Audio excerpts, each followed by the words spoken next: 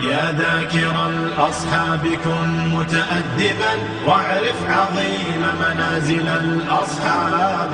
هم صفوة رفعوا بصحبة أحمد وبذاك قد خصوا من الوهاب. يا ذاكر الأصحاب كن متأدبا واعرف عظيم منازل الأصحاب.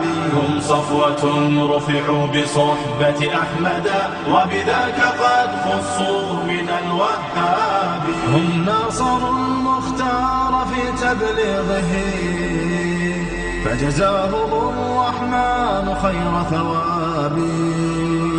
ما بال أهل الغي طال لسانهم وتجرؤوا ورموهم بسباب.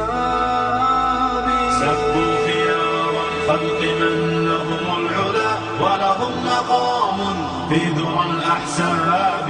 من قبل صرح أعوج عن حقده في سب شيخ متق أواب. لا ثاني الاثنين في الغار الذي شهدت له آيات خير كتاب. واليوم قد صدع الخبيث بجرأة ووقاحة من سافل كذاب. هذا النبي محمدا في عرضه سيعمه ذل وشر عقاب. هذا النقية بنت خل المصطفى فليخسأن فسعيه كسراب. هاتيك أم المؤمنين فضلها يروى لنا في سورة الأحزاب. يا أم إني قد كتبت مدافعا والدمع مني كالندى المنساب.